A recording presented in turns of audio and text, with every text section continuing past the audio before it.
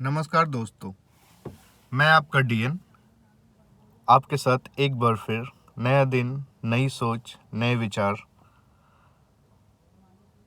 दोस्तों, तो हमने कभी शिव पे बात करी, कल हमने कभी वैराग्य पे बात करी, कभी हमने मैनिफेस्टेशन की बात करी। आज किस पे बात करना चाहेंगे आप? आपने किसी ने कमेंट में तो लिखा नहीं कि किस टॉपिक पे आप बात करना चाहेंगे। चलिए, अब आज से लिख दिया कीजिएगा प्लीज़ कि किस टॉपिक पे अगले दिन आप बात करना चाहते हैं हमसे। आज एक बहुत ही नयापन मेरे में लग रहा है, something newness I am feeling.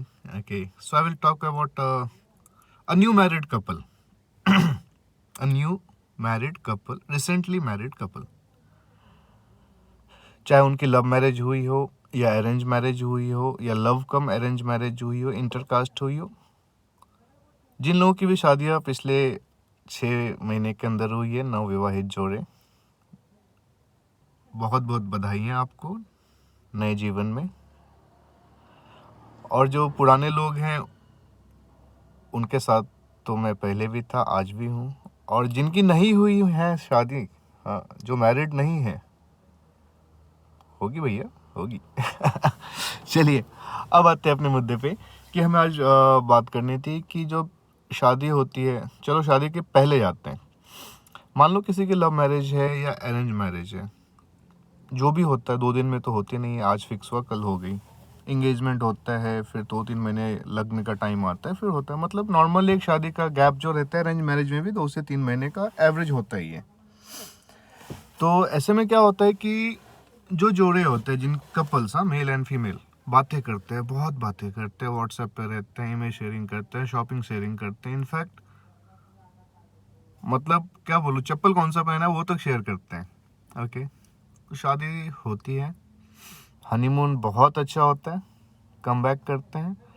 कुछ लोग जॉइंट फैमिली में रहते हैं तो जॉइंट में रहते हैं, साथ में भाई रहते हो, मम्मी पापा रहते, तो अच्छी बात है, बहुत अच्छी बात है, ब्लेसिंग्स है अगर जॉइंट में रहते हैं। तो कुछ जॉब के कारण अगर दूर रहते हैं या फिर I am sorry, only couple अकेले रह रहे हैं, तो क्या होता है, अगर दोनों जॉब कर रहे हैं या नहीं भी कर रहे हैं, एक घर में रह रहे हैं, एक जॉब पे जा रहे हैं। ओके, अभी महीने 2 महीने के बाद कंप्लेंट्स आने चालू होते हैं कि आप तो मुझे मैसेज भी नहीं करते हो। सी, आई एम टॉकिंग न्यूट्रल ना, अभी मैं किसी ना मेल के साइड से बोल रहा हूँ ना फीमेल के साइड से बोल रहा हूँ, आई एम टॉकिंग न्यूट्रल।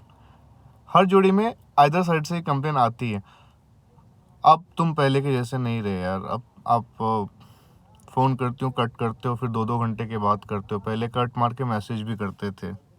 तो ऐसा क्यों, चेंजेस क्यों आ रहा है? ये कंप्लेंट्स ग्रो करती हैं, फिर नए कंप्लेंट्स बनती हैं, एक दूसरे के मन में निगेटिविटी भरना चालू करते हैं कि यार ऐसा क्या हो गया इसके साथ, क्या इसको सिर्फ मेरे से शादी करने तक ही था, या लाइफ में इतना क्या बिजी हो गया कि मेरे लिए टाइम भी नहीं है। अब हालात समझो, एक गर्ल, लड़की जो दूसरे घर से आती है, नए माहौल में आई हुई होती है, चाहे वो सिर्फ पति के साथ रह रही हो या और किसी के साथ फैमिली में रह रही हो, उसके लिए सब कुछ न्यू होता है। बहुतों के लिए तो किचन भी न्यू होता है, घर संभालना भी न्यू होता है। दूसरी साइड अगर मेल की बात करो तो मेल भी बेचारे यंग ही होते हैं या जो भी होते हैं, उनके पास बेसिक रिस्पॉन्सिबिलिटी चलती रहती है। एक पत्नी नाम का चीज़ उनके लाइफ में नहीं आता है, दो दे गर्लफ्रेंड होती हैं या फिर जो भी पहले रही हो, लेकिन एक रिस्पॉन्सिबिलिटी नहीं आती, उनको फ्यूचर नहीं समझ में आता है। जब आप शादी करके आती हो किसी के हस्बैंड के साथ, तो हस्बैंड को सबसे पहले अगर समझ में आता है तो वो आता है कि यार अब हम 2 हैं, कल को 3 होंगे, हमें फ्यूचर देखना है। ओके, हस्बैंड का थॉट प्रोसेस ये हो जाता है, प्यार मोहब्बत भी पैरेलली बढ़ता ही जाता है, लेकिन थोड़ी दूरियां बनाता जाता है क्योंकि हस्बैंड काम में बिजी होता चला जाता है। ओके, यहाँ पे एक तकलीफ और आती है, पत्नियां बोलती हैं कि यार हस्बैंड टाइम तो नहीं है मेरे लिए, लेकिन देखो पापा से, मम्मी से, दोस्तों से या इधर उधर ऑफिस के कॉल्स पे लगे रहते हैं, इनके पास इतना टाइम है। समझो उनकी प्रायोरिटीज, वो इनका रिश्ता है, वो भी उनकी जवाबदेही है आपसे पहले की। और वो उनसे अगर बात करना कम कर देंगे तो उल्टा आप पे कंप्लेन आएंगे कि बीवी में बिजी हो गया तो अब हमसे भी बात नहीं करता है बराबर, चाहे वो घर वाले हों, दोस्त हो या जो कोई भी हो। तो क्या आपको ये पसंद आएगा जबकि आपने तो कोई रेस्ट्रिक्शंस उन पर नहीं डाली है, राइट? तो उस बंदे का प्रेशर समझो। चलो अब आते हैं फीमेल साइड में। फीमेल को क्या लगता है? फीमेल सोचती हैं कि मतलब मैं फीमेल हूँ नहीं, बट जहाँ तक मैं समझ सकता हूँ महिलाओं को, हो सकता है मेरी बातें कुछ अलग हों, उन्हें पसंद ना आए। माताएं, बहनें, दोस्तों, मुझे माफ़ कीजिएगा। मैं एक फ़ीमेल नहीं हूँ तो वहाँ पे थोड़ा भी कनेक्ट नहीं कर सकता हूँ, बट हाँ, जितना समझता हूँ उस हिसाब से बोल रहा हूँ कि महिलाएं ऑल टुगेदर न्यू माहौल में आती हैं। जो हस्बैंड होता है, पहले वो फियांसे या फिर बॉयफ्रेंड रहा होता है, वो उनको हमेशा पैम्पर्स करते हैं, उनको टाइम नहीं मिलता है। वो नए घर में आती हैं, उनके लिए सब कुछ नया नया है भाई। उस घर के रास्ते भी नए हैं, कितनी सीढ़ियाँ चढ़नी है वो भी उनके लिए नया है। ओके, तो उनका एक अलग ही प्रेशर होता है कि वो उस चीज़ को किसके साथ शेयर करेंगी। आप देते नहीं हो टाइम, आप रात को शाम को आते हो या फिर रेगुलर, चलो बहुत अच्छी भी चले, लेकिन जब वो खुद का बोलना चाहती है ना, अग्री करेंगे बहुत से लोग। कितने लोग अपनी पत्नियों की बातें सुनते हैं जब वो दिल से बोलना चाहते हैं, कैजुअली बातचीत नहीं बोलो, जब वो एकदम हार्ट टू हार्ट कनेक्ट होकर बोलना चाहती है। या तो रात बहुत ज़्यादा हो गई होती है, या प्रोजेक्ट का टेंशन आ जाता है। I would say 50-50। जिनको लगता है भाई साहब आप प्लीज़ बहुत अच्छे इंसान हैं, और जिनको नहीं लगता वो बुरे नहीं हैं। उनको ये लगना चाहिए, उनको समझना चाहिए कि वो बात करें। लड़के क्या करते हैं भाई, चल भाई वीकेंड है, बहुत दिन हो गया, अपन कहीं आउटिंग पे चलते हैं, ड्राइव पे चले गए, कहीं भी चले गए, और वहाँ वो खुल के बात करते हैं भाई। 2-4 लोगों की गैंग होती है, हर लोगों की, खुल के बात करते हैं। जो बोलना होता है बोलते हैं, यार ऐसा चल रहा है, ऐसा चल रहा है। और मोर और लेस सब नए नए एक ही लेवल के होते, तो सबके साथ ऐसा ही चलता। Situations, they talk about the situations.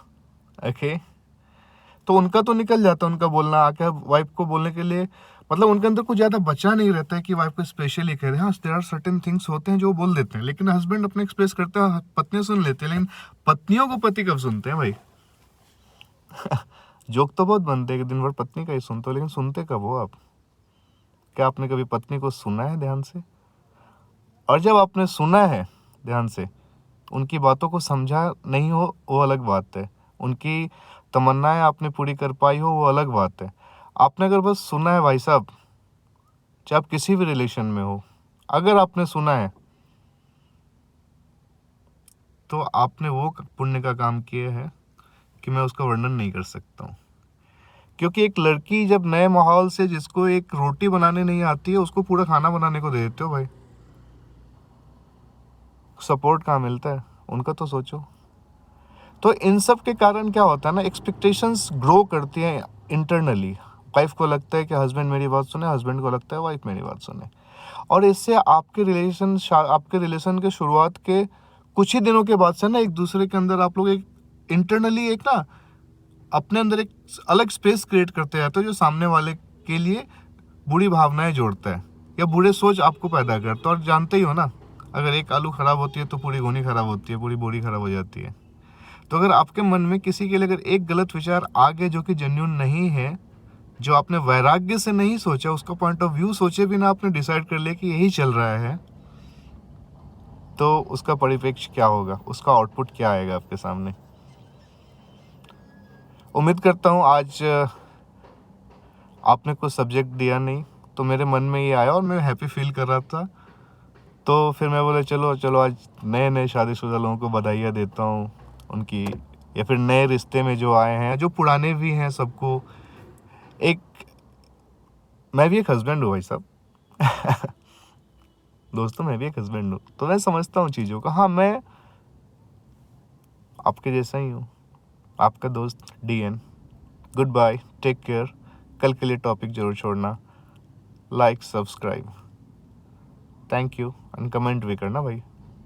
कल एक बहन जी ने कमेंट किया, बहुत अच्छा लगा, थैंक यू मैम। आज का वीडियो, आपके कमेंट ने मुझे एनर्जी दी कि मैं आगे चलूं। बहुत से लोगों ने लाइक भी किया, थैंक यू वेरी मच। जुड़े रहिए, आपका DN exchanging. Thank you, have a great day.